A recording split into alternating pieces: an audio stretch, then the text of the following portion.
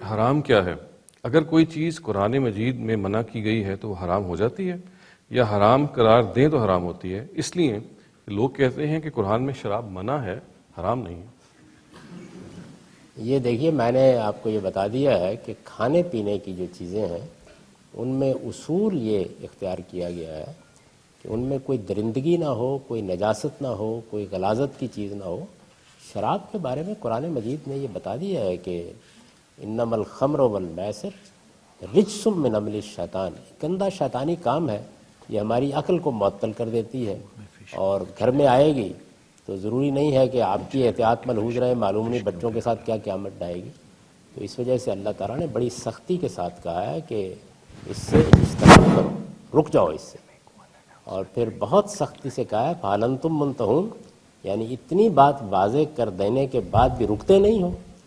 تو لوگوں کا خیال یہ ہوتا ہے کہ لفظ حرام استعمال کرنا چاہیے، یہ ہمارے ہاں اصطلاح بنی ہے، قرآن مجید میں منع کر دیا، روک دیا، اس کے قریب نہ جاؤ کہہ دیا، حرام کہہ دیا، یہ ایک ہی معنی کے الفاظ ہیں، یعنی قرآن کے لفظ ہیں، کوئی ٹرم نہیں ہے خاص۔ جیسے آپ انگریزی زبان میں، اردو میں بہت سے الفاظ بولتے ہیں، تو شراب ہماری عقل کو غارت کر دیتی ہے، اس وجہ سے اس کو گندا شیطانی کام قرار دے دیا ہے۔ تو اگر آپ کے خیال میں گندے شیطانی کام بھی حلال ہوتے ہیں تو ضرور کریں۔ کہتے ہیں کہ اگر نشہ نہ ہو تو شراب پی جا سکتی ہے تھوڑی سی۔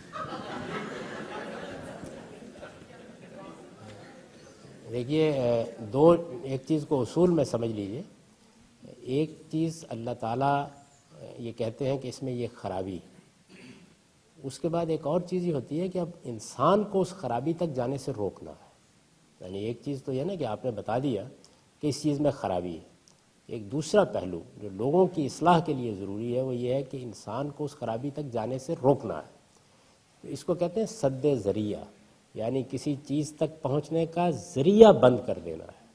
تو اس وجہ سے محمد الرسول اللہ نے یہ فرمایا کہ شراب کا ایک قطرہ بھی قریب نہ جاؤ، کیونکہ یہ دروازہ قطرے سے 2 قطرے اور پھر آگے بڑھتا چلا جائے گا۔ تو کسی غلاظت یا کسی گندگی سے روکنے کے لیے یہ ضروری ہے۔ یہ بالکل ایسے ہی ہے کہ کوئی آدمی یہ کہے کہ جی بات یہ ہے کہ یہ ٹھیک ہے، بڑی کراہت ہوتی ہے پیشاب سے، لیکن ایک قطرے میں کیا حرج ہے؟